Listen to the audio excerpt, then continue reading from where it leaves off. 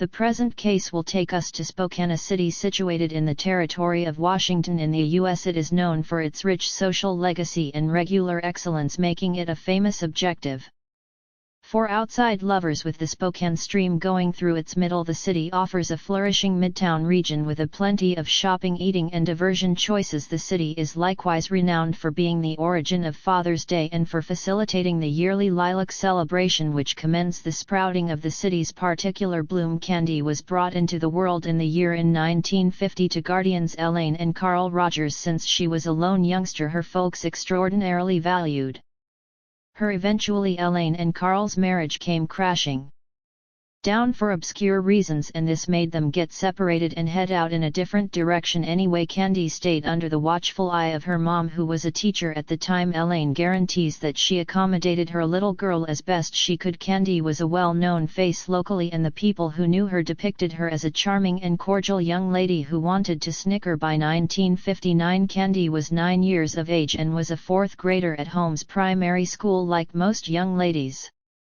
inside her age range, Treats likewise joined a young association known as the Bluebirds. The Bluebirds were more youthful individuals from the open-air fire young ladies, and the association means to furnish young ladies with training and sporting exercises to support self-awareness, confidence, and an association with nature. Candy got effectively associated with the exercises of the gathering, which included setting up camp excursions, local area administrations, climbing, and a large group of others. She partook in each second and took on each movement with excitement. Candy was developing into a savvy and blissful young lady with a future that looked exceptionally splendid. What's more, everybody around her could see that. Anyway, nobody was expecting that a deplorable misfortune would before long remove her and profoundly impact the whole local area. On Walk 6, 1959, Candy got back from school to the home she imparted to her mom. It was a Friday, and she anticipated investing energy with her companions the next day. Anyway, she likewise had something different she needed to do. First, the Bluebirds were attempting to raise assets for one of their impending exercises, and as a component of the endeavors to do so, individuals were expected to sell a assortment of chocolates in their local. Candy had 7 boxes of campfire fighters that she wanted to sell that day. She inquired as to whether she could venture out from home to do this, and she was given endorsement. Anyway, Elaine reminded her to not invest a lot of energy outside and to get back before dull. It was a standard that Candy had consistently kept, yet Elaine actually made a point to help her to remember it each time she ventured out from home. Had Elaine realized that specific day would be different, she couldn't ever have allowed her little girl to take off from the house.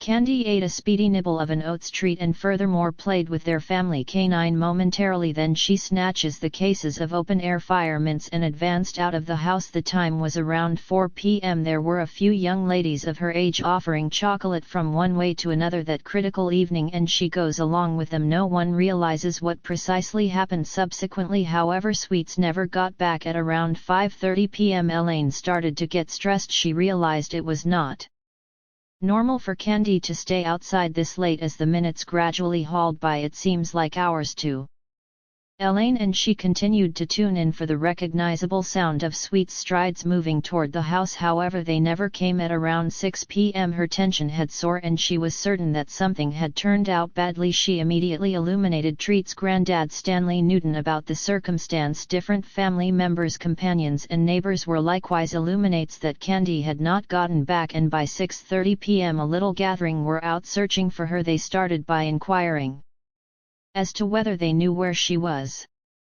What's more, certain individuals affirmed that they had seen her strolling around before grasping the crates of open-air fire mints she was selling. However, no one appeared to know where precisely she could now be. Around 7 p.m. Treat's granddad Newton and his companions were nearly hit by a quickly moving vehicle, yet figured out how to leap out of danger. The narrow escape left them shaken, yet their consideration rapidly gets back to finding Candy as the sky obscured. Regardless of the hardships of looking through in the blurring light, the men clutched trust that Candy would be found no problem at all before dusk. Eventually the specialists were likewise advised about the missing young lady, and before long cops and sheriff's representatives likewise participated in the pursuit. At around 9 p.m. that very day, a gathering of searchers went over certain crates of open-air fire mints. They were tracked down lying across Payette Drive, and many accept that they have been a similar box as Candy had been selling. 6 pit fire mint boxes were tracked down that evening. However, Candy had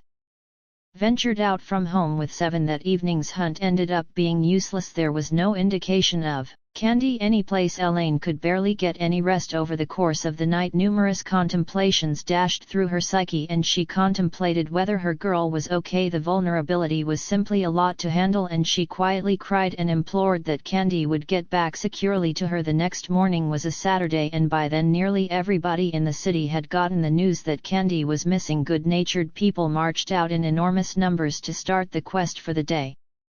Officials rode riding a horse as well as in vehicles to direct the pursuit.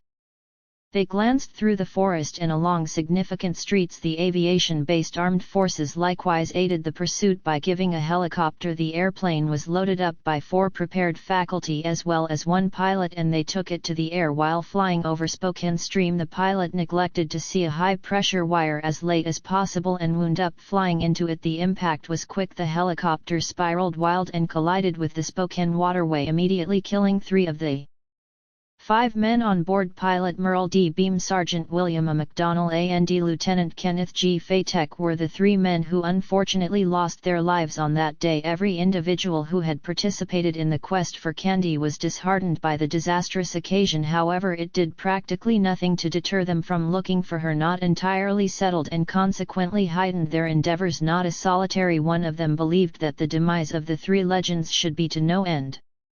Except for, regardless of everybody's earnest attempts, they had no karma finding Candy for a few days. Maybe she had basically disappeared without a follow. As time passes, that sweets stayed missing. Elaine started to seem to be a sad remnant of herself. She wouldn't contact her feasts and would continually gaze into space. Not knowing the whereabouts of her main girl was gradually making her crazy. The weight on her heart was simply a lot to deal with. Walk 22 1956 made it 16 days that Candy had been missing, and it was the day she was found that midday 2 pilots named Howard Lawrence and Richard Bergen were out hunting woodchucks in a lush region around 7 miles from Candy's home. After getting to a little clearing in the timberland, they saw a little sets of blue calfskin shoes. The fragile craftsmanship of the shoes and the little size demonstrated that they had a place with a youngster. They were bewildered and considered how the shoes had arrived so distant from town. In the wake of glancing around and holding up some time to check whether anybody would emerge to make a case for the shoes, they got them and advanced back to base. The 2 men couldn't quit discussing the disclosure they made in the forest, and the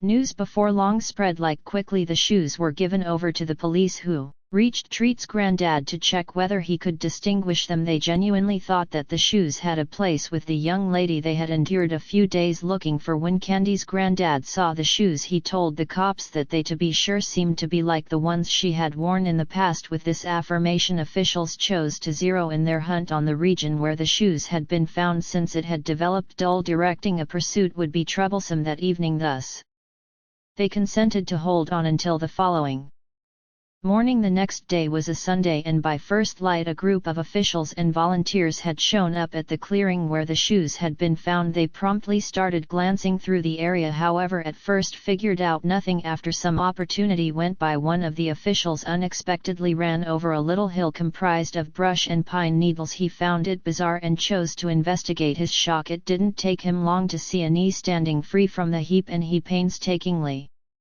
brushed away the leaves to uncover the decaying body of a kid. He in a flash perceived her as the young lady they had been searching for. The garments she was wearing were torn in spots, and when the official took a gander at her feet, he saw that they were bound. A torn portion of material had been utilized to do this. Likewise, folded over her neck was one more segment of dress. The official immediately cautioned different searchers, and not long after the body was removed from the region for an examination. Candy's family members were quickly reached and informed about the state in which she was found. After hearing that her girl was dead, Elaine passed out and must be set under sedation. In excess of 1,000 searchers who had chipped in their time, assets and energy to search for Candy were stunned by the information. There was a general sensation of fear in the air, and from that second many individuals started to fear for their security as well as their kids. The consequence of the dissection that was directed on Sweet's body uncovered that she had been mishandled and afterward choked to death. Analysts from the Spokane Police Division promptly started an examination to figure out who the guilty party was. Will placed each accessible man working on it and keep them there till the thing is settled. Police boss Clifford Payne had told the media at the time, "We understand what we're searching for. The present we're searching for a neurotic." He added a ton of people were addressed, however investigators couldn't get any supportive data. The main individual the authority associated with carrying out the wrongdoing was a detained chronic executioner by the name of Hugh Bayern Morse, and they had valid justification for accepting that he had something to do with it. When the post-mortem was directed on Sweet's body, an unusual purple smear that scents like grape gum had been seen on her garments, and Morse was known for having an extraordinary preference for grape gum. Yet when he was gotten some information about Treat's homicide, he denied any contribution in it. Since there was no proof to show that he was the executioner they were searching for, charges couldn't be raised against him. Anyway, he stayed an excellent suspect for the situation for quite a while. Aside from him, analysts likewise examined a few hints that poured in after Sweet's passing, yet not a single one of them ended up being of any utilization. Candy was in the end let go, and her crushed relatives trusted that her executioner would be dealt with sooner than later. Yet a while went by after this, and the case stayed an extreme one for criminal investigators to break. In June 1963, 4 years after Candy's demise, her dad Carl tragically ended his own life, unfit to adapt to losing his girl. At the time he had been living in a inn in Walla. Years went by and Candy started to blur from the recollections of numerous. However, her family and the investigators of Spokane Police Division always remembered this is the sort of case that has been the Goliath logjam for cold cases, and in Spokane I continue to say it's the Mount Everest of our virus cases, the one that we would never appear to survive, and yet no one at any point neglected, said investigator Zach Stormont of the Spokane Police Division. Significant violations. By 2001 there had been a critical headway in DNA innovation. Looked at to the 1950s when it was non-existent. Sweet's garments from when her body was found have been painstakingly put away by the specialists as proof. These garments were presently submitted to the lab with the expectations that the executioner's DNA could be recognized. Scientific examiners immediately got to work, and they had the option to confirm that Treat's clothing had on it. They had the option to detach DNA from this, and it was utilized to make a DNA profile. It was a thrilling period for investigators, as they felt nearer than any time in recent memory to tackling the case. The recently evolved DNA profile was then transferred to the data set, yet tragically no match was found. In 2002 analysts contrasted the DNA profile with that of Morse, who had stayed on their radar for quite a while anyway. To their failure they found that he was not the man they were searching for. No good reason of interest would surface for quite a while. In September 2006 Sweet's shattered mother discreetly died in her home at 82 years old. She kicked the bucket, not realizing who had killed her valuable little girl. Around 2017 measurable hereditary lineage came to the spotlight as another logical strategy being utilized to tackle a few virus cases. The technique utilizes DNA examination and conventional genealogical strategies to settle wrongdoings and recognize missing people. As such, it joins science with family ancestry exploration to sort out signs and carry equity to casualties and their friends and family. With the technique acquiring prominence, investigators chose to check it out and involve it in assisting them with settling Treat's murder. Brittany Wright, a scientific researcher with the Washington State Watch Wrongdoing Lab Division, got doled out to the case around the time she had the option to get her hands on a DNA test that had been put away in the investigative laboratory cooler starting around 2001. The following thing she did was reinvestigate the example to affirm that it matched the first culprit's DNA profile from 2001. After affirming this, she circled back to a demonstrative investigation to decide whether it very well may be utilized for scientific hereditary lineage. The example was then shipped off a confidential legal lab. Anyway, this ended up being a useless exertion as indicated by the lab. The DNA test was too debased to even consider working with criminal investigators. Trusts were totally run when they were given the information, and they could barely conceal their failure. A year would go by after this. Before investigators got a chance of a lifetime, they found out about a specific research center that could proficiently work with corrupted DNA like the one for Sweet's situation. The research facility was known as Othram and it was situated in Texas. Brittany contacted them to ask on the off chance that Treat's case was qualified. After getting a positive reaction, she shipped off a modest quantity of the leftover DNA test for testing. A half year after the fact, the lab returned with an outcome. 3 siblings have been recognized as the potential suspects. Their names were John, Andrew and Terry Hoff. As it turned out, every one of the 3 were long dead. Upon additional examination, investigators found that one of the men, John, had a girl named Kathy. They chose to reach her to tell her that they were examining her dead dad. By that point I had proactively looked into a young lady killed in 1959, so I knew who it was. Kathy said she given investigators a DNA test which was then broke down, and the outcome was surprising. It uncovered that it was 9 million times more probable that Kathy's DNA was connected with the suspect DNA profile than everybody with this. Investigators turned out to be more sure that John was the executioner. They had gone through many years searching for. They did a record verification on him and found that, as well as experiencing childhood in Spokane, he resided about a mile from Candy's home at the hour of her homicide. He likewise had an upset past. In 1956, at 17 years old, he joined the military. Anyway, in 1960, 2 years after Treat's demise, he was captured for attacking a lady. As per reports, he had moved toward the lady and utilized power to take off her garments while she battled and shouted for help. He then utilized the garments to tie her up prior to attempting to choke her. Fortunately, the lady endures the trial for the wrongdoing. John burned through a half year in jail, and when he got out, the military marked him a traitor and released him from administration. After this, John had a typical existence.